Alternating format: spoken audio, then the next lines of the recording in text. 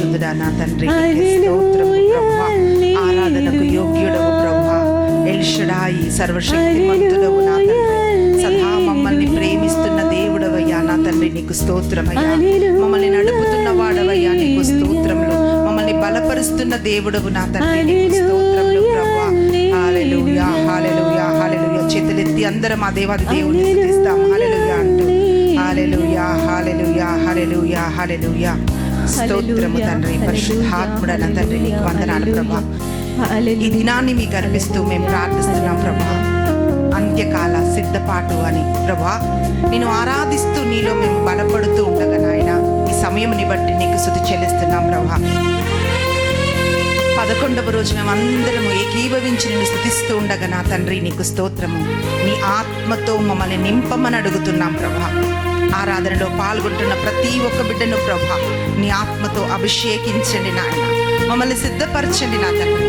మాలో మీకు ఇష్టం లేనివి సమస్తము తొలగించి నీ బిడ్డలుగా మేము ఉండుటకు నాయన కృపను అనుగ్రహించమని అడుగుతున్నాం తండ్రి.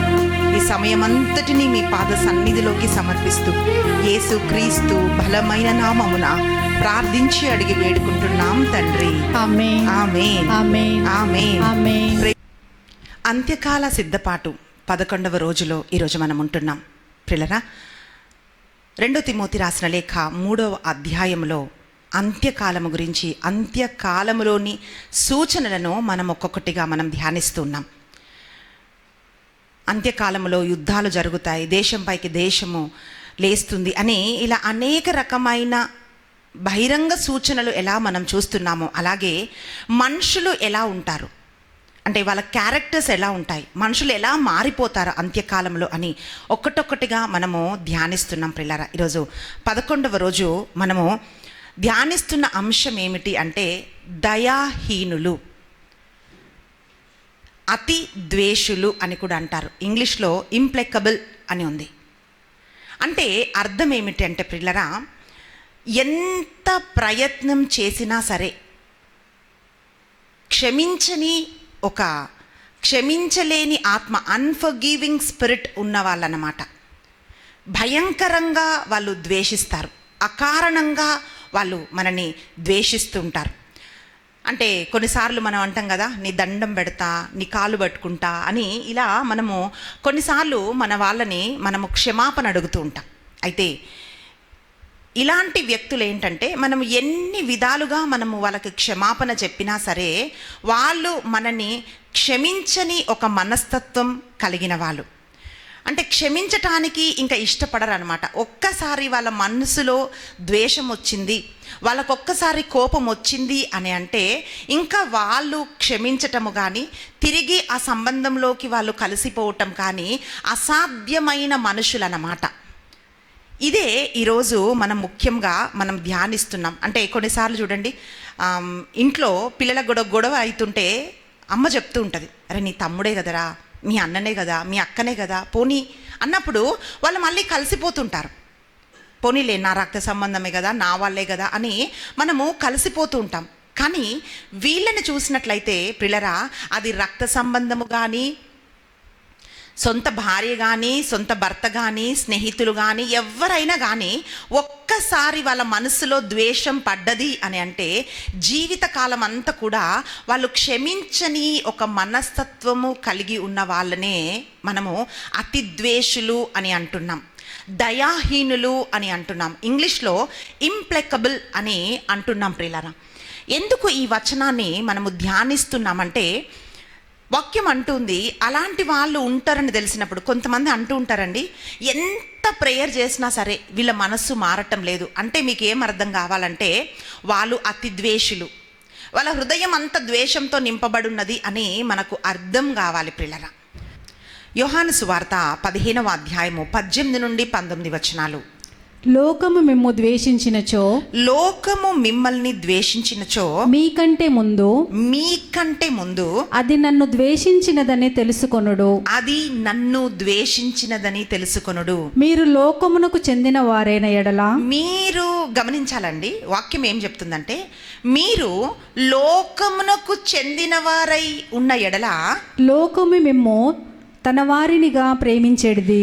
లోకము మిమ్మల్ని తన వారిగా ప్రేమించెడిది. మీరు లోకమునకు చెందిన వారు కారు. గమనించాలి, మీరు లోకమునకు చెందిన వారు కాదు. నేను మిమ్ములను లోకము నుండి ఎన్నుకొంటిని. నేను మిమ్మల్ని లోకము నుండి ఎన్నుకొంటిని కనుక లోకము మిమ్ము ద్వేషించుచున్నది. Praise the lord. Praise the lord. చాలా సార్లు చాలా మంది బాధపడుతుంటారండి. వాళ్ళు ఏమంటారంటే, అక్క ఎందుకు నన్ను మనుషులు ద్వేషిస్తున్నారో తెలియదు. నా జీవితంలో కూడా నేను చాలాసార్లు అనుభవించానండి. అంటే అకారణంగా మనని వాళ్ళు ద్వేషిస్తారు. అంటే మనం ఏం హాని చేయము, వాళ్ళ గురించి మనం ఏం మాట్లాడము, అసలు వాళ్ళకి మనకేం సంబంధం ఉండదు. అయినా సరే వాళ్ళు మనల్ని ద్వేషిస్తూ ఉంటారు. దానికి కారణము ఈరోజు ప్రియులరా, మీరు కూడా ఇలాంటి ఒక స్థితిలో ఉన్నారేమో.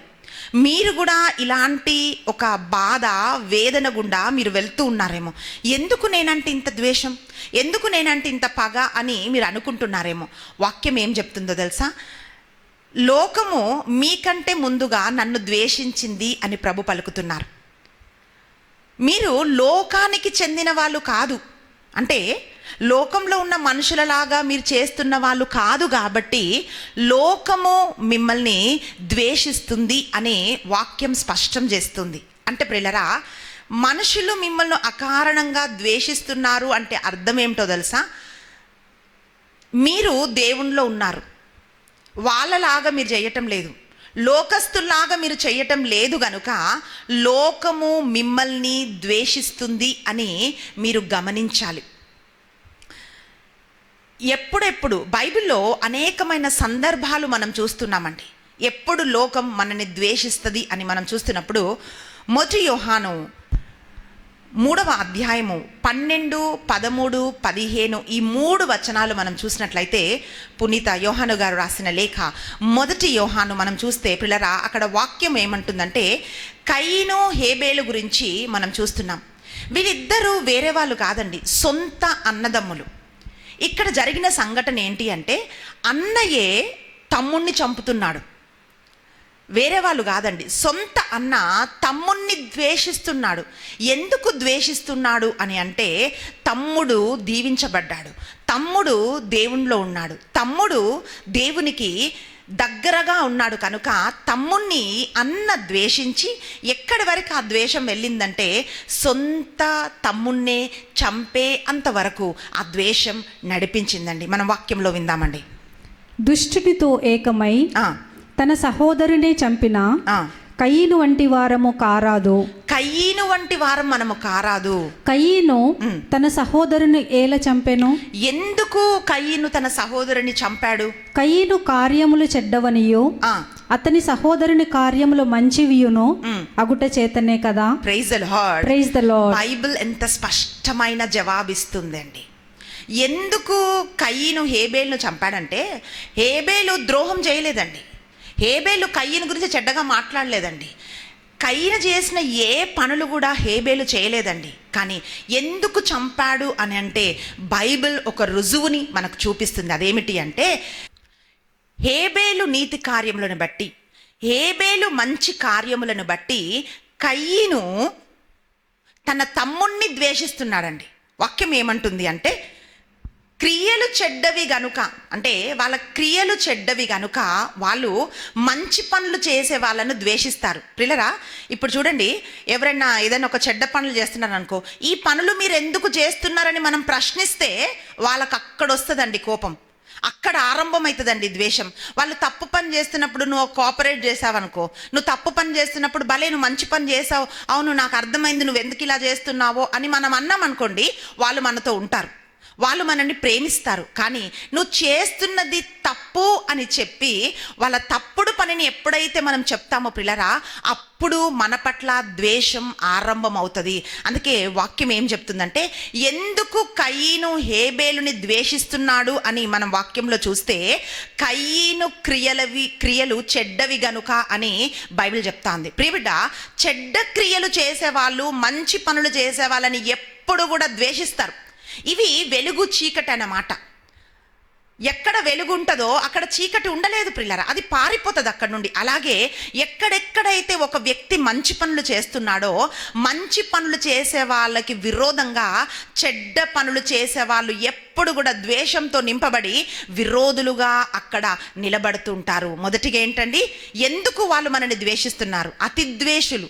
మన పట్ల దయ ఎందుకు లేదు, మన పట్ల ప్రేమ వాళ్ళకి ఎందుకు లేదు అని మనం చూస్తే ప్రియులారా, మొట్టమొదటి కారణం ఏమిటి అంటే వారి క్రియలు చెడ్డవి కనుక.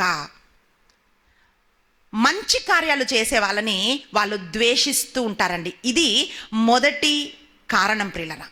రెండవ కారణం మనం చూస్తే ఎందుకు అతి ద్వేషులు, ఎందుకు దయాహీనులుగా వాళ్ళు ద్వేషిస్తూ మనకు విరోధంగా నిలబడుతున్నారు అని రెండవ కారణం మనం చూసినట్లయితే వాక్యం ఏం పలుకుతుందంటే, మొదటి రాజుల గ్రంథము 22వ అధ్యాయం మొత్తం మీరు చదవండి ప్రియులారా. ఈరోజు మనం చదువుతున్న ఒకే ఒక వచనం ఏంటి అంటే 8వ వచనం. అక్కడ ఒక సంఘటన మనం చూస్తున్నాం. ఆ సంఘటన ఏంటి అంటే ఇద్దరు రాజులను మనం చూస్తున్నాం. యూదా రాజైన యెహోషువపాతు ఇజ్రాయేలు రాజైన అహబు దగ్గరికి వచ్చాడండి, కలవడానికి వచ్చాడు.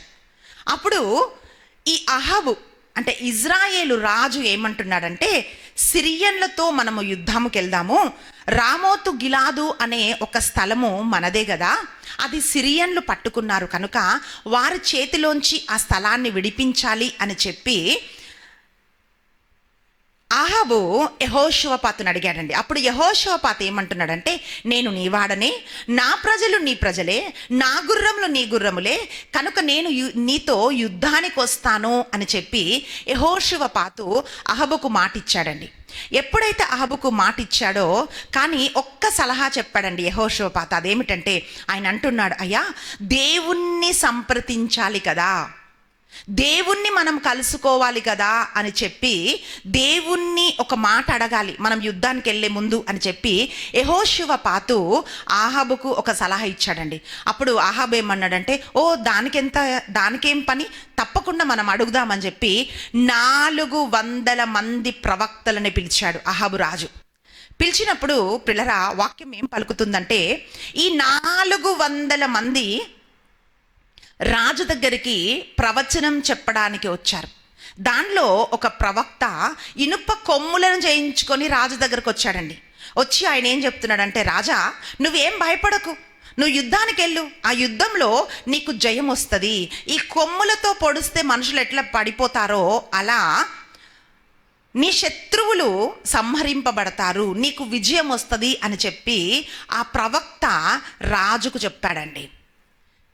400 మంది ఆయనతో ఏకీభవించి అహబుతో చెప్తున్నారు, నీకు విజయం వస్తుంది, నీకు విజయం ప్రాప్తిస్తుంది అని చెప్తుంటున్నప్పుడు యెహోషువపాతు అన్న ఒక మాట ఏంటంటే, అయ్యా ఈ 400 మంది ప్రవక్తలు కాకుండా ఇంకెవరైనా ఒకరున్నారా అని యెహోషువపాతు అడిగాడండి.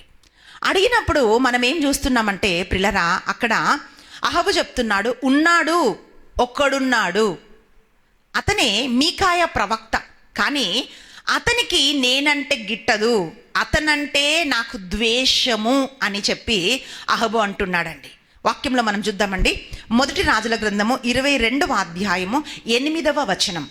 ఆహాబు ఇమ్లా కుమారుడు మీకాయ ఉన్నాడు. ఇమ్లా కుమారుడైన మీకాయ ఉన్నాడు, అతని ద్వారా కూడా దేవుని సంప్రదింపవచ్చును. కానీ మీకాయ నన్ను గూర్చి చెడునే చెప్పును గాని మంచి మాట ఒక్కటియు చెప్పడు. అతడు అనినా నాకు గిట్టదు అనెను. హల్లెలూయా. ప్రియులారా, ఈ వచనం ఒక్కటి మనము ధ్యానం చేస్తే ఇక్కడ వాక్యం ఏమంటుందంటే, రాజు చెప్తున్నాడు, అహబు రాజు ఏమంటున్నాడంటే, ఈ మీకాయ అంటే నాకు అస్సలు గిట్టదు. ఎందుకు గిట్టదు అని అంటే, మీకాయ ఎప్పుడు కూడా నిజాన్నే ప్రకటిస్తాడు. ఇక్కడ 400 మంది ప్రవక్తలు ఏం చేస్తున్నారంటే, ఈయన రాజు గనుక ఉద్రేకముతో రాజు మెప్పు పొందాలని చెప్పి వాళ్ళ సొంత ఆలోచనలతో మెప్పించటానికి రాజుకు చెప్తున్నారు. ఏమని అంటే, నువ్వు గెలుస్తావు, నీకు విజయం వస్తుంది. ఇంకొంతమంది ఎప్పుడు మనుషుల వెనక వాళ్ళని పొగుడుతూ ఉంటారండి. చాలాసార్లు ప్రియులారా, మనం ఎందుకు పడిపోతుంటాం, మనం ఎందుకు ఎదగమంటే, మనకు కరెక్ట్గా చెప్పే మనుషులతో మనం ఉండకపోతే మనం ఎదగలేమండి. మనుషులు ఎవరితో ఉండడానికి ఇష్టపడతారు తెలుసా? నువ్వు ఏం చేసినా సరే నీకు కరెక్షన్ ఇవ్వద్దన్నమాట. కరెక్షన్ తీసుకోవడం మనుషులకి ఇష్టం ఉండదు. కానీ నువ్వు ఎదగాలనుకుంటున్నావా, ఈరోజు నువ్వు బాగుపడాలనుకుంటున్నావా, దేవుడి కోసం నిలబడాలనుకుంటున్నావా? ప్రియబిడ్డ, వాక్యం ఏం స్పష్టం చేస్తుందంటే, సత్యము మిమ్మల్ని స్వతంత్రులుగా చేస్తుంది, అబద్ధం మిమ్మల్ని బంధిస్తుంది. ఈ 400 మంది ప్రవక్తలు ఏం చెప్తున్నారంటే, అబద్ధం చెప్తున్నారు, వాళ్ళ సొంత ఆలోచనలు చెప్తున్నారు. ఎందుకంటే రాజు ముందుకొచ్చి, రాజా నువ్వు ఓడిపోతావు అని చెప్పే ధైర్యం వాళ్ళకు లేదు, నిజం మాట్లాడే ధైర్యం వాళ్ళకు లేదు. కనుక వాళ్ళు ఏం చెప్తున్నారంటే, నువ్వు గెలుస్తావు అని చెప్తున్నాడు. అప్పుడు అహాబ్ ఏం చేశాడంటే, ఒక వ్యక్తిని పంపించాడు మీకాయ దగ్గరికి. ఈ వ్యక్తి వెళ్ళి ప్రవక్త అయిన మీకాయతో ఏం చెప్తున్నాడంటే, అయ్యా నువ్వెప్పుడు నిజం మాట్లాడేవాడవు కదా, నేను నీకు ఒక మాట చెప్తా. ఆ మాట ఏంటంటే, 400 మంది ప్రవక్తలు రాజు దగ్గరికి వచ్చి నువ్వు గెలుస్తావు గెలుస్తావు గెలుస్తావు అని చెప్తున్నారు, మరి నీవు మాత్రం వచ్చి ఓడిపోతావు అని చెప్తే నీకు శిక్ష తప్పదు, అది కరెక్ట్ కాదు. కాబట్టి నీకేమైంది, ఒక మాట వాళ్ళతో పాటు అవును నువ్వు గెలుస్తావని ఒక్క మాట చెప్తే నీకేమవుతుంది అని చెప్పి ఆ వ్యక్తి మీకాయకు సలహా ఇచ్చాడు. కానీ ఆయన ఏమంటున్నాడో తెలుసా? అయ్యా దేవుని మాట తప్ప నేను ఇంకొక మాట మాట్లాడేవాడను కాదు అని మీకాయ అన్నాడు.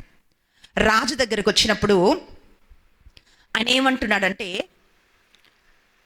నిజం తప్ప నేను ఇంకొక మాట మాట్లాడను అని మీకాయ స్పష్టం చేశాడు. ప్రియులారా, ఎప్పుడైతే మీకాయ రాజు దగ్గరికి వచ్చాడో, రాజు దగ్గరికి వచ్చినప్పుడు ఆయన నువ్వు గెలుస్తావులే అని రాజుకు చెప్పాడు. కానీ ఆ మాట రాజు నమ్మక మళ్ళీ ఏమంటున్నాడంటే, మీకాయ దేవుని పేరిట నీవు నిజం మాత్రమే చెప్పమన్నాడు. అప్పుడు మీకాయ ఏమంటున్నాడంటే, యావే జీవము తోడు ఇజ్రాయేలు ప్రజలు కాపరి లేని గొర్రెల వలె అవుతారు, అంటే కాపరి సంహరించబడతాడు అని చెప్పి మీకాయ ప్రవచనం చెప్పాడు.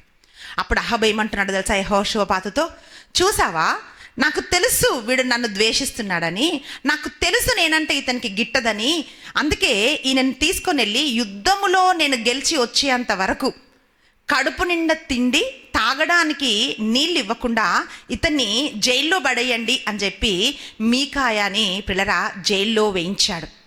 ఎందుకు జైల్లో వేయించాడు అని మనం చూస్తే, యథార్థత మాట్లాడినందువల్ల, సత్యం మాట్లాడినందువల్ల. వాక్యం ఏం పలుకుతుందంటే, ఆమోసు గ్రంథం 5వ అధ్యాయం 10వ వచనంలో మనం చూస్తే వాక్యం స్పష్టం చేస్తూ ఉంది, యథార్థత మాట్లాడే వాళ్ళని మనుషులు ద్వేషిస్తారు. మనుషులకు ఈరోజు ఏం కావాలంటే ప్రియులారా, మనం ఏమి వినాలనుకుంటున్నామో అదే మనుషులు మాట్లాడాలి. గమనించాలండి, సేవకులైనా సరే మిమ్మల్ని పొగుడుతుండాలి. వావ్ మీరు మంచోళ్ళు మంచోళ్ళు మంచోళ్ళు అంటే వాళ్ళని ప్రేమిస్తారు, వాళ్ళతో ఉండడానికి ఇష్టపడతారు. ఎవరైనా ఒక సేవకుడు, ఎవరైనా ఒక ఫాదర్, లేకపోతే ఎవరైనా ఒక సేవలో ఉన్నవాళ్ళు మిమ్మల్ని పిలిచి మీకు ఒక కరెక్షన్ ఇస్తే నెక్స్ట్ మూమెంట్ వాళ్ళు మీకు నచ్చరు. కానీ ఇక్కడ మీరు ఈ రేషియో చూస్తే 400 మంది ప్రవక్తలు ఒకవైపు ఉన్నారండి, ఒకే ఒక్క ప్రవక్త మీకాయ ఒకవైపు నిలబడ్డాడు. కానీ మీకాయ దేవుని మాట చెప్పడానికి ఆయన భయపడలేదండి, సత్యాన్నే మాట్లాడాడు. ఆయన చెప్తున్నాడు, యావే జీవము తోడు, దేవుడు ఏ మాట నా నోట్లో పెడతాడో ఆ మాటే నేను మాట్లాడతానని చెప్పి సత్యానికి మీకాయ నిలబడ్డాడు. అందుచేతనే ఆయన హింసించబడ్డాడు. ప్రియబిడ్డ, ఈరోజు నువ్వు సత్యానికి నిలబడుతున్నావా? అయితే నువ్వు హింసించబడతావు. నువ్వు మంచి మాటలు చెప్తున్నావా? అప్పుడు అందరూ నిన్ను ద్వేషిస్తారు. ఇదే బైబిల్లో మనం చూస్తున్న వాస్తవం ప్రియులారా. అందుకనే మీకాయని ఏం చేశారండి, జైల్లో వేసేశారు. తిండి పెట్టలేదు, నీళ్ళు ఇవ్వలేదు. ప్రియులారా, మీరు ఒక్కసారి గమనించండి, డాక్టర్ దగ్గరికి ఒక రోగి వెళ్తే డాక్టర్ నీకు అన్ని రోగాల లోపల ఉన్నా కూడా, అమ్మా నీకేం రోగం లేదు, నీకేం వ్యాధి లేదు, ఏం లేదు అని చెప్పి పంపిస్తే ఆ వ్యాధితో మనం చనిపోతాం. ఒకరోజు ఒక సహోదరి అంటుంది, అక్క నేను చాలాసార్లు డాక్టర్ దగ్గరికి వెళ్ళాను, కానీ నాకు క్యాన్సర్ వచ్చిందని, నేను ఆల్రెడీ 3rd స్టేజ్లోకి వచ్చానని డాక్టర్ నాకు చెప్పలేదక్క. బిగినింగ్లోనే, స్టార్టింగ్లోనే నాకు ఇది తెలుసుంటే నేను ఎప్పుడో ట్రీట్మెంట్ తీసుకునేదాన్ని అన్నది. ఎక్కడ ఆలస్యమైందో తెలుసా? ఆమె ఏ స్టేజ్లో ఉందో, ఆమె లోపల ఏ వ్యాధి ఉందో డాక్టర్ కరెక్ట్గా డయాగ్నోస్ చేయలేకపోయాడు ఆరంభంలో, గనుక ఆమె చనిపోయింది. పిల్లరా, ఈరోజు యథార్థంగా నువ్వు మాట్లాడుతుంటే మనుషులు నిన్ను ద్వేషిస్తారు. మొట్టమొదటిగా వాక్యం ఏం పలుకుతుందో తెలుసా? మీరు ఈ లోకానికి చెందిన వాళ్ళు కాదు కాబట్టి లోకం మిమ్మల్ని ద్వేషిస్తుంది. రెండవదిగా, మీ క్రియలు మంచివి, వారి క్రియలు చెడ్డవి గనుక లోకం మిమ్మల్ని ద్వేషిస్తుంది. మూడవదిగా మనం ఏం చూస్తున్నామంటే, ఎందుకు లోకం మిమ్మల్ని ద్వేషిస్తుందంటే మీరు యథార్థంగా మాట్లాడుతున్నారు గనుక లోకం మిమ్మల్ని ద్వేషిస్తుంది. మూడవదిగా మనం చూస్తే పిల్లరా, 2 సమూయేలు గ్రంథము 13వ అధ్యాయము 15వ వచనంలో మనం చూస్తే వాక్యం ఏం పలుకుతుందంటే, ఇదంతా చదవడానికి మనకు సమయం లేదండి, కానీ మీరు చదవండి తర్వాత పిల్లరా. అక్కడ వాక్యం ఏం పలుకుతుందంటే, అమ్నోను తామర పైన కన్ను వేశాడు. ఈ తామారు ఎవరూ కాదండి, సొంత సహోదరి. తల్లులు వేరైనా తండ్రి ఒకడే. ఆమె పైన కన్ను వేసి తండ్రితో ఏం చెప్తున్నాడంటే, నేను జబ్బుపడ్డాను, నా సహోదరు వచ్చి నాకు కొంచెం వంట చేసి పెడితే అది తిని నేను బాగుపడతాను అన్నప్పుడు తండ్రి ఏమనుకున్నాడంటే, ఓ సహోదరిని కదా రమ్మంటున్నది అని చెప్పి తామారను దావీదు అమ్నోను దగ్గరికి పంపించాడండి. వాక్యం ఏం చెప్తుందో తెలుసా? తామారను ఈ అమ్నోను మానభంగం చేశాడు, పాడు చేసినప్పుడు ఆమె ఏమంటుందంటే, అన్నా నువ్వు నాన్నని నన్ను అడిగితే, అంటే ఆ రోజులో ఒక్క తల్లి బిడ్డలు కాకపోతే వివాహం చేసుకోవడానికి అనుమతి ఉంటుండేదండి పాత నిబంధన కాలంలో. ఆమె అంటుంది, అన్నా నీవు నాన్నని అడిగితే నాన్న నన్ను నీకు ఇస్తాడు కదా, నువ్వు ఇంతటి పని ఎందుకు చేశావు అని తామారు అడుగుతుంటున్నప్పుడు అక్కడ వాక్యం స్పష్టం చేస్తుందండి. 2 సమూయేలు గ్రంథము 13వ అధ్యాయము 15వ వచనం మీరు చూస్తే ప్రియులారా, అక్కడ వాక్యం అంటుంది, అమ్నోను తామారను ఎంతగా ప్రేమించి ఆమె కావాలనుకున్నాడో అంతగా ఆమెను ద్వేషించి ఆమెను బయటకు వెళ్ళగొట్టేశాడంట. పనివాన్ని పిలిచి ఏమంటున్నాడంటే, ఈమె మళ్ళీ లోపలికి రాకుండానట్లుగా ఈమెను బయటికి గెంటి వేసి మీరు తలుపులు వేయండి అని చెప్పి అమ్నోను తన పనివాడికి పురమాయించాడండి.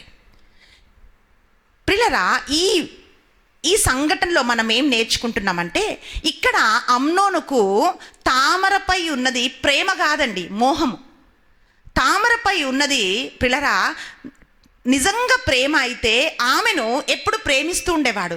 అతని కోరిక తీరిపోయింది కనుక ఇక ఆమె పైన ద్వేషం కలిగింది. ఈరోజు చాలామంది యవ్వనస్తులు లేక చాలామంది భార్యలు కౌన్సిలింగ్కి వస్తుంటున్నప్పుడు వాళ్ళు అంటున్న మాట ఏంటో తెలుసా? అక్క, ఈ అబ్బాయి నన్ను ముందు చాలా ప్రేమించేవాడక్క, ఆయన నన్ను ప్రేమిస్తున్నాడని నేను అతనితో కమిట్ అయిపోయాను, ఇప్పుడు నన్ను ఎందుకు ద్వేషిస్తున్నాడో నాకు తెలియదు, నా ఫోన్ ఆన్సర్ చేయడు, నాతో మాట్లాడడు, నేనంటే అతనికి ఇష్టం లేదక్క అని చెప్పి వాళ్ళు కౌన్సిలింగ్లో మాట్లాడుతుంటారు. ప్రియబిడ్డ, ఈరోజు గమనించాల్సింది ఏంటో తెలుసా? ఎప్పుడైతే ఒక మనిషికి అది ప్రేమ కాకుండా కోరిక ఉంటుందో, ఆ కోరిక తీరిపోయిన తర్వాత మనుషులని వాళ్ళు ద్వేషిస్తారు. చూడండి, చాలా ఇల్లీగల్ రిలేషన్షిప్స్లో భార్యను ద్వేషించడానికి గల కారణం ఏమిటి అంటే, ఇంకా భార్యతో పని అయిపోయిందండి కాబట్టి ఇంకా భార్యను ద్వేషించటం ఆరంభిస్తారు, భర్తను ద్వేషించటం ఆరంభిస్తారు. స్నేహితులతో పని అయిపోయింది అంటే వీడితో ఏం పని తీసుకోవాలో ఆ పని తీసేసుకున్నారు కాబట్టి పని అయిపోయింది కాబట్టి ఇంకా వాళ్ళని ద్వేషించటము స్టార్ట్ చేస్తారు. ప్రియబిడ్డ, ఈరోజు మనము గమనించాల్సింది ఏంటి అంటే, ఎవరు ఇలా చేస్తారు అని మనం చూస్తే రోమీలు రాసిన లేఖ 1వ అధ్యాయము 28 అలాగే 31 ఈ 2 వచనాల్లో మనం ఏం చూస్తూ ఉన్నామంటే, దేవుడికి తమ హృదయములో చోటివ్వని వాళ్ళని దేవుడు భ్రష్ట మనస్సుకు అప్పచెప్తున్నాడు అని రోమీలు రాసిన లేఖ 1వ అధ్యాయం 28వ వచనంలో మనం చూస్తున్నామండి. చదువుదామండి. రోమీలు రాసిన లేఖ 1వ అధ్యాయము 28వ వచనం అలాగే 31వ వచనం. దేవుని గూర్చిన సత్యముకు జ్ఞానమును వారు తమ మనసులలో ఉంచుకొనలేరు, కనుకనే చేయరాని పనులు చేయునట్లుగా దేవుడు వారిని భ్రష్ట మనసుకు అప్పగించెను. అవివేకులు ఆడి తప్పువారు, అవివేకులు, ఆడి తప్పువారు, పాషాణ హృదయులు, పాషాణ హృదయులు అంటే ప్రేమ అనేది లేని వాళ్ళు, నిర్దయులు. నిర్దయులు. Praise the lord. Praise the lord. ఈరోజు మనం ధ్యానిస్తున్న అంశం ఇదే ప్రియులరా. నిర్దయులు అంటే దయాహీనులు, అతిగా ద్వేషించే వాళ్ళు. ఎంత మనం చూస్తున్నాం, తామర కాళ్ళు పట్టుకుంది అమ్నోన్నది, కన్నీరు కార్చింది. ఆమె అంటూ ఉంది, అన్నా నన్ను ఇలా ముందు కంటే ఇప్పుడు నువ్వు నన్ను ఎక్కువ అవమానిస్తున్నావు, ఇలాంటి పని చెయ్యకు అని చెప్పి బతిమాడుతున్నప్పటికీ కూడా అమ్నోను తామారును ప్రిలరా నెట్టివేశాడు, తోసివేశాడు, అతిగా ద్వేషించాడు. అందుకే వాక్యం ఏమంటుంది అంటే, ఎవరు ఇలా చేస్తారంటే ఎవరి హృదయంలో అయితే దేవుడికి చోటు లేదో గమనించాలండి. అట్టి వారిని దేవుడు భ్రష్ట మనస్సుకు అప్పజెప్తాడంట. అంటే వాళ్ళని దేవుడు చెయ్యి విడిచిపెట్టేస్తాడు. చెయ్యి విడిచిపెట్టినప్పుడు వాళ్ళు ఎలా అవుతారు అంటే, ఆడిన మాట తప్పని అంటే ఒక మాట మాట్లాడతారు, మాట మీద వాళ్ళు నిలబడలేరు. అలాగే అతి ద్వేషం, ఈ భయంకరమైన గుణాలతో పాటు ఇంకొక గుణం ఈరోజు మనం ధ్యానిస్తున్న ఆ క్యారెక్టర్, ఆ గుణం ఏమిటంటే ప్రియులరా, దయాహీనులు అంటే దయలేని వాళ్ళు. ఎంత క్షమాపణ అడిగినా, ఎంత మనం కలవాలనుకున్నా, ఎంత సంబంధం మనం సరి చేసుకోవాలనుకున్నా కూడా సరి చేసుకోవటానికి ఇష్టపడని వాళ్ళు అని వాక్యం పలుకుతోంది. అందుకే వాక్యం ఏం సెలవిస్తుందంటే, రోమిల్ రాసిన లేఖ 12వ అధ్యాయము 17, 18 ఈ 2 వచనాల్లో వాక్యం ఇట్లా పలుకుతుందండి. ఒకడు మీకు అపకారము చేసినచో తిరిగి వానికి అపకారము చేయకుడు. ఒకడు నీకు అపకారం చేస్తే తిరిగి నీవు వాడికి అపకారం చేయవద్దు. అందరి దృష్టిలో మేలైన దానిని ఆచరింపుడు. అందరి తోడును సౌమ్యముగా జీవించున్నట్లు మీకు సాధ్యమైనంత వరకు ప్రయత్నింపుడు. Praise the lord. Praise the lord. హల్లెలూయా. హల్లెలూయా. వాక్యం ఏం పలుకుతుందంటే, ఎంతగా మీకు వీలు పడుతుందో అందరితో మీరు సమాధానముతో ఉండడానికి మీరు ప్రయత్నం చేయాలి అని బైబిల్ చెప్తా ఉందండి. ఈరోజు ప్రియ సహోదరి, ప్రియ సహోదరుడా, ఈ భ్రష్ట మనసు కలిగిన వాళ్ళు అంటే భ్రష్ట మనసుకి అప్పచెప్పబడిన వాళ్ళు ఎట్లుంటారంటే దయాహీనులు, అతిద్వేషులు అని మనం ఎందుకు అంటున్నామంటే, భార్యాభర్తలు వివాహంలో వాళ్ళు ఒప్పందం చేస్తారు, ఒక కవెనెంట్, ఒక నిబంధన చేస్తూ ఉన్నారు. మేము జీవితకాలం అంతా ఒకరితో ఒకరు ఉంటామని చెప్పి జీవితాన్ని ఆరంభించిన వాళ్ళు కొద్ది రోజులు కాపురం చేసి పిల్లలు పుట్టిన తర్వాత కూడా కనికరం లేకుండా భర్తను వదిలేస్తున్న వాళ్ళు ఉన్నారు, కనికరం లేకుండా భార్యను వదిలేస్తున్న వాళ్ళు ఉన్నారు, కనికరం లేకుండా నాకు పిల్లలు ఉన్నారు కదా మరి ఈ పిల్లలు ఏమవుతారు అనే ఒక ఆలోచన లేకుండా విడిచిపెట్టేస్తున్న వాళ్ళు ఉన్నారు. పిల్లలకు కనికరం లేకుండా తల్లిదండ్రులు ఏమవుతారు, మరి ఇంత కష్టపడి కని పెంచి నా తల్లిదండ్రులు నన్ను పెద్దవాళ్ళు చేశారు కదా, మరి మా అమ్మ నాన్నను చూడాలి కదా అని ఆలోచన లేకుండా, దయ లేకుండా మనుషులు మారిపోతున్న రోజులలో మనం ఉంటున్నాం ప్రియులరా. అందుకే ఈవెన్ ఉద్యోగాలు చేసే చోట కూడా అండి కొన్నిసార్లు అంటుంటారండి, మనము మామూలుగా చెప్తుంటాం, వాళ్ళు ఉప్పు తిన్నామంటాం.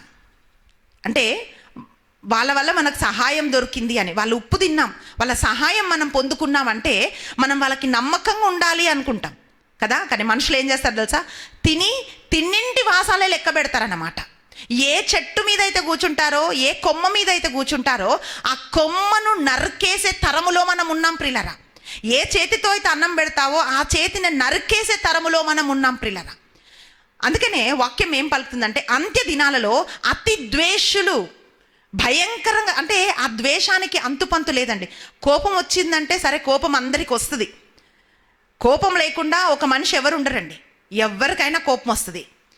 అయితే కోపము తర్వాత పగ ద్వేషముగా మారుతుంది. ఇంకా ఆ ద్వేషం ఎంతగా మారుతుంది అంటే అతి ద్వేషులు అని మనం వాక్యంలో మనం చూస్తున్నాం.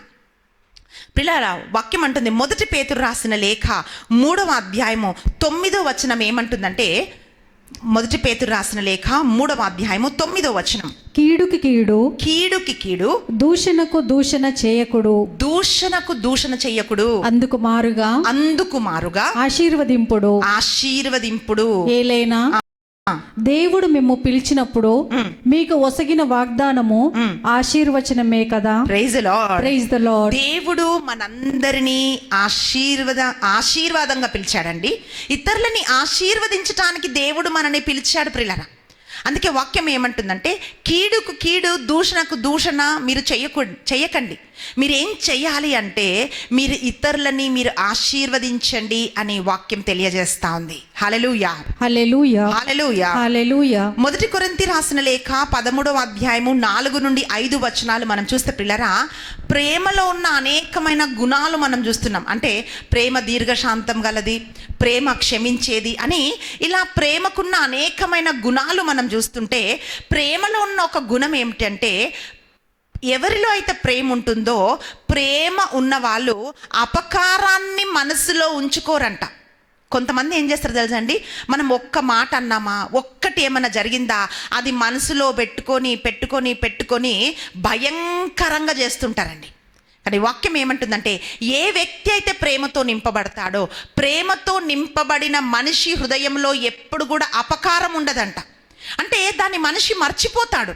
ప్రియుడా, మరి నీవు నేను చేసిన తప్పిదాలన్నిటినీ ప్రభు తన మనసులో పెట్టుకుంటే నువ్వు ఉంటావా? ఆయన సన్నిధికి మనం రాగలుగుతామా? రాలేం ప్రియులారా. అందుకే వాక్యం ఏం స్పష్టం చేస్తుందంటే, ప్రేమ కలిగిన మనిషి హృదయములో ఎటువంటి అపకారము ఉండదు అని మనం చూస్తున్నాం. కనుక ఈరోజు మనం ప్రార్థన చేద్దామండి. ఈరోజు ప్రార్థన చేద్దాం. 2 కొరింథీ రాసిన లేఖ 5వ అధ్యాయము 18, 19 వచనాలు ఇట్లా తెలియజేస్తున్నాయి. ఇది అంతయు దేవుని వలన జరిగినది. ఆయన క్రీస్తు ద్వారా మనలను తనతో సఖ్యపరచుకొని ఇతరులను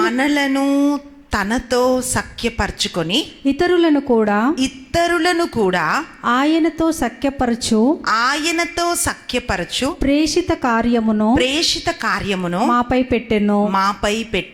కనుక దేవుడు క్రీస్తు ద్వారా మనలనందరినీ తనతో సఖ్యపరచుకొనుచున్నాడు అనున్నదే మా సందేశము. Praise the lord. Praise the lord. హల్లెలూయా, హల్లెలూయా. ప్రియులారా, ఈ సమాధాన పరిచర్య దేవుడు మనకు అప్పచెప్పాడంట. రికన్సిలియేషన్ అంటే నిజంగా చెప్పాలంటే, ఇద్దరు ఎవరైతే గాయం చేశారో, ఎవరైతే గాయపడ్డారో, వాళ్ళిద్దరు కూడా మ్యూచువల్గా ఒకరు సఖ్యపడడం అన్నమాట ప్రియులారా. కానీ కొంతమంది ఏం చేస్తారంటే, ఆ సఖ్యపడటానికి ఎటువంటి అవకాశానికి వాళ్ళు తావివ్వరు. అంటే ఎన్నిసార్లు క్షమాపణ చెప్పినా, ఎన్నిసార్లు మనం ప్రయత్నం చేసినా సరే వాళ్ళు ఒప్పుకోరు ప్రియులారా. మళ్ళీ ఆ సంబంధం పునర్నిర్మించబడడానికి, మళ్ళీ ఆ సంబంధం బాగు చేయబడడానికి, రెస్టోర్ అవ్వడానికి కొంచెం కూడా వాళ్ళు ప్రయత్నము చేయరు. ఈరోజు మనం ప్రార్థన చేద్దాం. ఈరోజు మనం అడుగుదాం, నిన్ను ఎవరైనా అతిగా ద్వేషిస్తూ ఉన్నారా? అప్పుడు వారి కొరకు మనము ప్రార్థన చేయాలి. లేక ప్రియ బిడ్డ, నీవే ఎవరినైనా అతిగా నువ్వు ద్వేషిస్తున్నావా? అయితే దేవుని ఆత్మలో నువ్వు లేవు అనే దానికి ఒక గుర్తు ఇది. దేవుని ఆత్మలో నువ్వు ఉండి ఉంటే ప్రేమ ఎటువంటి అపకారాన్ని తన మనసులో పెట్టుకోదు అని వాక్యం తెలియజేస్తుంది. కీడుకి నువ్వు ప్రతికీడు చెయ్యక నువ్వు ఉపకారం చేయాలి అని వాక్యం పలుకుతా ఉంది. వాక్యం ఏమంటుంది అంటే, సాధ్యమైనంత వరకు నువ్వు అందరితో సఖ్యతతో ఉండాలి అని వాక్యం పలుకుతా ఉంది. నీవు మంచి చేసే వాళ్ళని ద్వేషిస్తున్నట్లయితే గమనించాలి ఏంటంటే, నీ లోపల చీకటి ఉంది. చీకటి ఎప్పుడు వెలుగుని ద్వేషిస్తుంది. చెడ్డ కార్యాలు చేసేవాళ్ళు, చెడ్డ మాటలు మాట్లాడే వాళ్ళు ఎప్పుడు కూడా మంచి చెప్పే వాళ్ళను, సరిదిద్దే వాళ్ళను ఎప్పుడు కూడా వాళ్ళు ద్వేషిస్తూ ఉంటారు. ప్రియబిడ్డ, ఈరోజు నువ్వు అటున్నావా ఇటున్నావా, ఎటున్నావు అనేది ఆలోచన చెయ్యాలి. నీవు ఎటున్నా సరే దేవుడు నిన్ను తాకి తన బిడ్డగా చేసుకోవటానికి ఆయన సిద్ధంగా ఉన్నాడు. నీ హృదయము ద్వేషంతో నింపబడి ఉన్నదంటే ఈరోజు నువ్వు ఆయన సన్నిధికి రావాలి. ప్రభా, నా హృదయంలో నీ ద్వేషంను తొలగించయ్యా.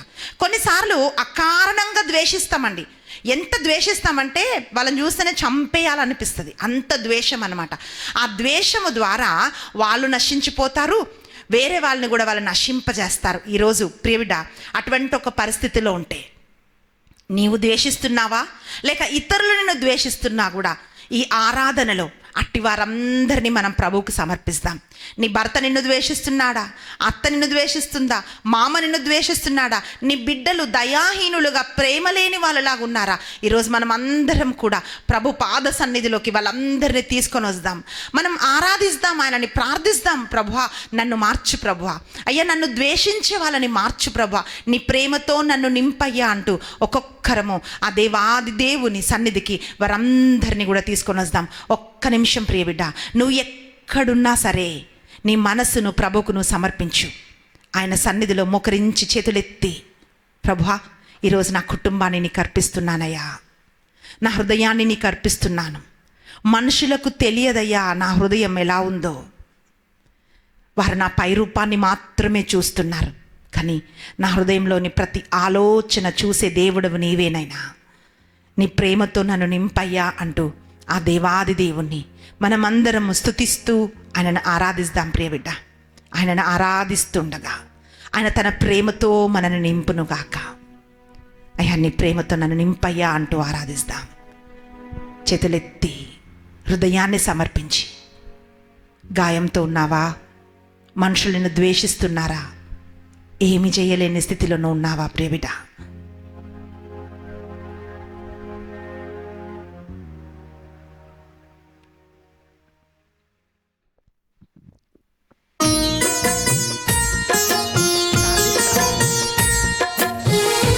అయ్యా నీ ప్రేమతో నన్ను నింపయ్యా అంటూ ప్రార్థిస్తా.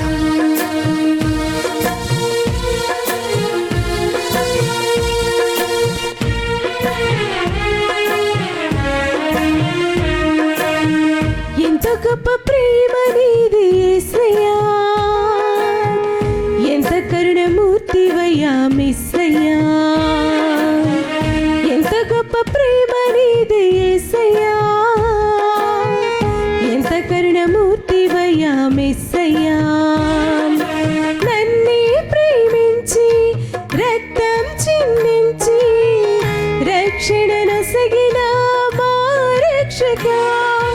నన్నే ప్రేమించి రక్తం చిందించి రక్షణ నొసగిన మా రక్షకా. నీ ప్రేమ గొప్పది నా యేసయ్యా, నీ కరుణ గొప్పది నా మెస్సయ్యా. నీ ప్రేమ గొప్పది నా యేసయ్యా, నీ కరుణ గొప్పది నా మెస్సయ్యా. అవునయ్యా నీ ప్రేమ గొప్పది ప్రభువా, నీ ప్రేమతో నన్ను నింపు ప్రభువా.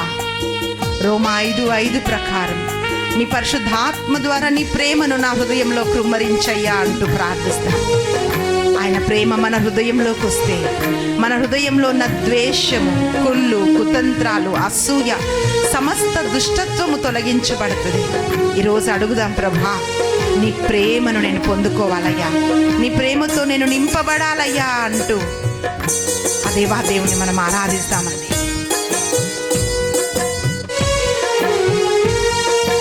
పరుల కొరకు ప్రాణమిచ్చు వారిది నిజమైన ప్రేమ అని ఎరిగిన.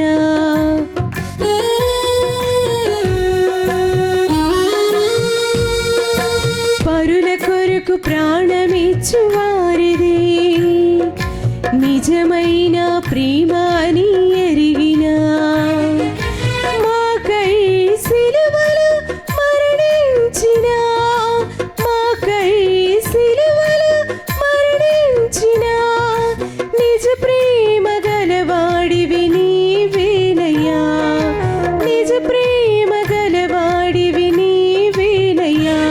నీ ప్రేమ గొప్పది నా యేసయ్యా, నీ కరుణ గొప్పది నా మెస్సయ్యా. నీ ప్రేమ గొప్పది నా యేసయ్యా, నీ కరుణ గొప్పది నా మెస్సయ్యా.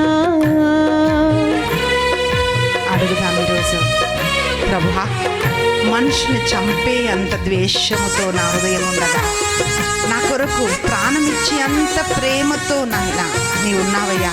నీ ప్రాణాన్ని నా కోసం ఇచ్చావు, అటువంటి ప్రేమతో నన్ను నింపు ప్రభువా అంటూ ఆ దేవుని ఆరాధిస్తాం. నీవే మార్గమై, నీవే సత్యమై, అయ్యా దిక్కు దిశ లేకుండా నేను వెళ్తుండగా నాయన నన్ను నడిపించు దేవా అంటూ ఆ దేవుని మనం ఆరాధిస్తాం ప్రియులారా.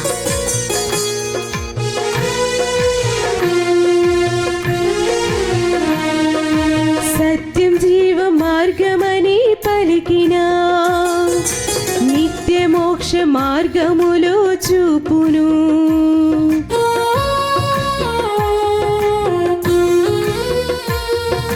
సత్య జీవ మార్గమని పలికినా, నిత్య మోక్ష మార్గములో చూపుము. తండ్రి చిత్తము సర్వముగా జీవించిన, తండ్రి చిత్తము సర్వముగా జీవించిన ప్రియమైన దైవసుతుడు నీవేనయ్యా, ప్రియమైన దైవసుతుడు నీవేనయ్యా. నీ ప్రేమ గొప్పదేనా యేసయ్యా, నీ కరుణ గొప్పదేనా మెస్సయ్యా. నీ ప్రేమ గొప్పదేనా యేసయ్యా, నీ కరుణ గొప్పదేనా మెస్సయ్యా. ఎంత గొప్ప ప్రేమ నీది యేసయ్యా, ఎంత కరుణమూర్తివయ్యా యేసయ్యా.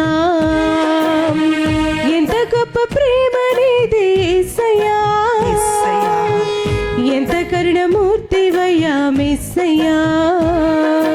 నన్నే ప్రేమించి రక్తం చిందించి రక్షణ నొసగిన మా రక్షక, నన్నే ప్రేమించి రక్తం చిందించి రక్షణ నొసగిన మా రక్షక. నీ ప్రేమ గొప్పదేనా యేసయ్యా, నీ కరుణ గొప్పదేనా మెస్సయ్యా. నీ ప్రేమ గొప్పదేనా యేసయ్యా, నీ కరుణ గొప్పదేనా మెస్సయ్యా. నీ ప్రేమ గొప్పది నా యేసయ్యా అంటూ ఆ దేవుని ఆరాధిస్తాం ప్రియులారా. ఆ ప్రేమతో మనం ఈరోజు నింపబడాలి. యేసయ్యా, నీ కరుణ గొప్పదేనా మెస్సయ్యా. నీ ప్రేమ గొప్పదేనా యేసయ్యా, నీ కరుణ గొప్పదేనా మెస్సయ్యా. నీ ప్రేమ గొప్పదేనా యేసయ్యా, నీ కరుణ గొప్పదేనా మెస్సయ్యా. నీ ప్రేమ గొప్పదేనా యేసయ్యా, నీ కరుణ గొప్పదేనా మెస్సయ్యా. నీ ప్రేమ గొప్పదేనా యేసయ్యా, నీ కరుణ గొప్పదేనా మెస్సయ్యా. రెండు చేతులెత్తి ఆ దేవుణ్ణి మనం ఆరాధిస్తాం ప్రియులారా. అవునయ్యా, నీ గొప్ప ప్రేమను నేను తెలుసుకోలేకపోయానయ్యా. ఈ రోజున నాలో ఉన్న ద్వేషాన్ని, నాలో ఉన్న కల్మషాన్ని తొలగించు ప్రభువా. నీ ప్రేమతో నన్ను నింపు ప్రభువా అంటూ ఆ దేవుని ఆరాధిస్తాం. హల్లెలూయా, హల్లెలూయా, హల్లెలూయా, హల్లెలూయా, హల్లెలూయా, హల్లెలూయా, హల్లెలూయా, హల్లెలూయా, హల్లెలూయా, హల్లెలూయా, హల్లెలూయా, హల్లెలూయా, హల్లెలూయా, హల్లెలూయా, హల్లెలూయా, హల్లెలూయా, హల్లెలూయా. రెండు చేతులెత్తి ఆ దేవుని మనం స్తుతిస్తాం. హల్లెలూయా, హల్లెలూయా, హల్లెలూయా, హల్లెలూయా.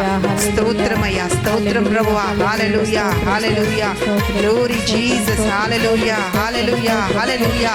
స్తోత్రమయ్యా. రెండు చేతులెత్తి ఆ దేవుని మనం ఆరాధిస్తాం ప్రియులారా. మన హృదయాన్ని చూసే దేవుడు, పరిశీలించువాడు, సరిచేసేవాడు, బాగు చేసే దేవుడు ఆయన. నీ రాతి గుండెను తీసివేసి క్షమించలేని తత్వాన్ని, అతి ద్వేషాన్ని నీ హృదయం నుంచి తొలగించి తన ప్రేమతో నింపగలిగిన వాడు ఆయన మాత్రమే. ఈరోజు ఆయన సన్నిధికి వచ్చి చెప్తాం. ఈరోజు ప్రియబిడ, ఎవరిని ప్రేమించలేని ఒక స్థితిలో ఉన్నావా నీవు? ప్రభా, నీ ప్రేమతో నన్ను నింపయ్యా. నాలో ఉండి ద్వేష స్వభావాన్ని తొలగించు ప్రభువా. అవునయ్యా, పగను తొలగించు, ప్రతీకారాన్ని తొలగించు, కోపాన్ని తొలగించు. నీ బిడ్డలాగా నేను మారాలయ్యా. కయ్యను కోపముతో, పగతో, ద్వేషముతో నింపబడి ప్రభా హెచ్చరికగా మారిపోయాడయ్యా. సొంత తమ్ముణ్ణి ప్రేమించలేకపోయాడు. ఈరోజు సొంత వాళ్ళనే ప్రేమించలేని మనస్తత్వంలో నేను ఉన్నాను ప్రభా. అయ్యా, భర్తను ప్రేమించలేక, భార్యను ప్రేమించలేక, పిల్లల్ని ప్రేమించలేక, స్నేహితులని ప్రేమించలేక ప్రభా ద్వేషముతో, పగతో, ప్రతీకారముతో తిరుగుతున్నానయ్యా. ఈరోజు నన్ను దర్శించు ప్రభువా అంటూ ఆ దేవుని సన్నిధిలో మన చేతులెత్తి ఆ దేవుని మనం ఆరాధిస్తాం. హల్లెలూయా, హల్లెలూయా, హల్లెలూయా, హల్లెలూయా, హల్లెలూయా, హల్లెలూయా, హల్లెలూయా, హల్లెలూయా. స్తోత్రము నాయనా, స్తోత్రము ప్రభువా. దర్శించు నా తండ్రి, నీకు స్తోత్రములు ప్రభువా. అయ్యా, ఒక్కొక్క బిడ్డను ఇప్పుడే మీరు తాకమని అడుగుతున్నాం ప్రభువా.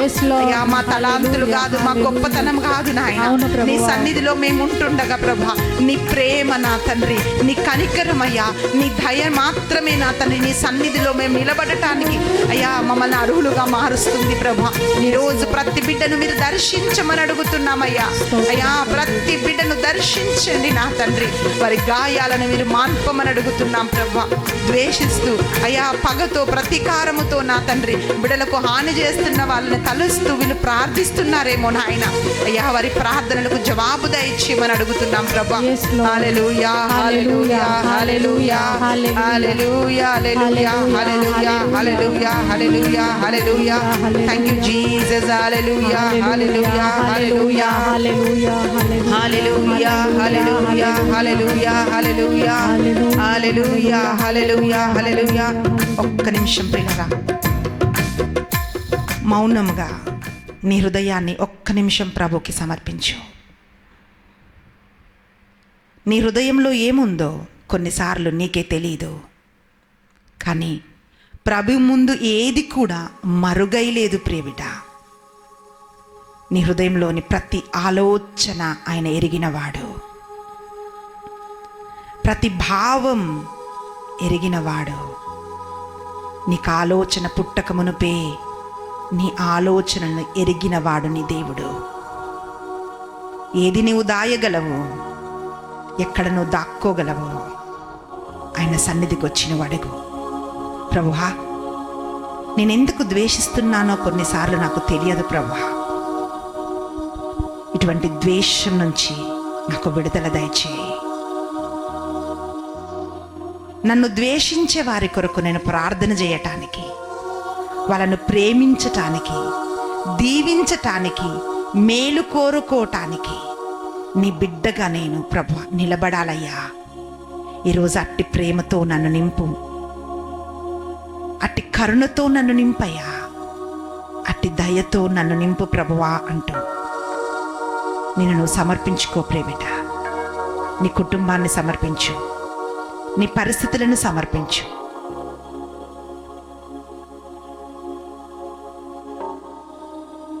నువ్వు ప్రార్థిస్తుండగా ఆయన ప్రసన్నత మన మధ్యలోకి దిగి వస్తుంది.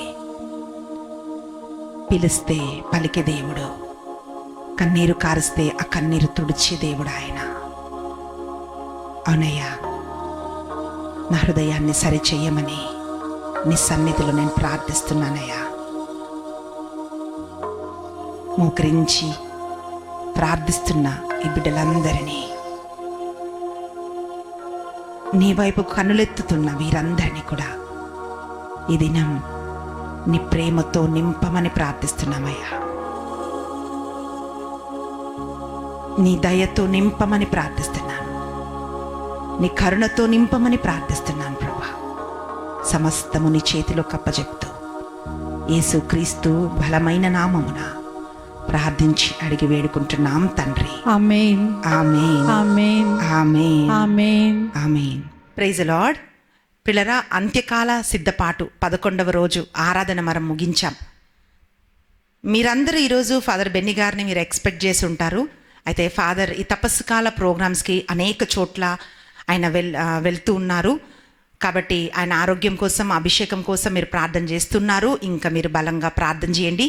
ఇక్కడ నిర్మించబోయే ఆలయం కోసం కూడా మీరు ప్రార్థన చేస్తున్నారు. అలాగే ప్రత్యేకంగా విజ్ఞాపనకర్తలందరికీ చేతులు జోడించి థ్యాంక్ యూ సో మచ్, మీరందరూ ప్రేయర్ చేస్తున్నారు. పిల్లరా, ఫాదర్ గారు ఆరాధన నడిపించిన తర్వాత మేము ఆరాధన నడిపిస్తే అది చూడటము మీకు కష్టం, అది మాకు ఒక ఛాలెంజ్. కానీ దేవుని నామంలో ఇక్కడ నిలబడి ఈ కార్యం మేము చేస్తూ ఉన్నాం కనుక దయచేసి మీరందరూ మా కోసం ప్రార్థన చేయండి. ఎన్నో వీడియోస్ మీరు షేర్ చేస్తూ ఉంటారండి, కొన్ని పనికిరానివి కూడా మీరు పంపిస్తూ ఉంటారు. పిల్లరా, ఇది దేవుని కార్యం, దేవుని నిమిత్తం మీరు చేసే కార్యం. ఏ మాట ఎవరిని తాకుతుందో, ఏ మాట ద్వారా ఎవరు దేవుని వైపుకి వస్తారో మనకు తెలియదండి. ఎందుకంటే దేవుని మాటలో శక్తి ఉంది, ఆరాధనలో ఆయన ప్రసన్నత ఉంది. కనుక ఈ వీడియోస్ అందరికీ మీరు షేర్ చేయండి, లైక్ చేయండి, కమెంట్ చేయండి, అందరికీ మీరు తెలియజేయండి. అంత్యకాల సిద్ధపాటు అనే ఈ ప్రోగ్రామ్ని అందరికీ మీరు తెలియజేయండి. God bless you. దేవుడు మిమ్మల్ని ప్రేమిస్తూ ఉన్నాడు. కృంగి ఉన్న నన్ను చూచి కన్నీటిని తుడిచితివయ్యా, కంటి పాప వాలే కాచి కరుణతో నడిపితివయ్యా. యేషుడై ఆరాధనా, ఎలోహీ ఆరాధనా, అడోనై ఆరాధనా, యేషువా ఆరాధనా, యేషుడై ఆరాధనా, ఎలోహీ ఆరాధనా, అడోనై ఆరాధనా, యేషువా ఆరాధనా.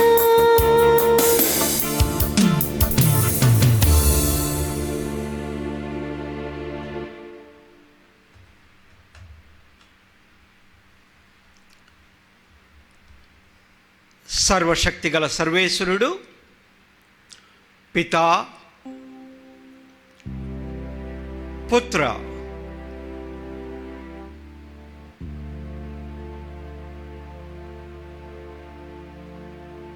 పవిత్రాత్మ మనలందరినీ ఆశీర్వదించి కాచి కాపాడుదురుగాక.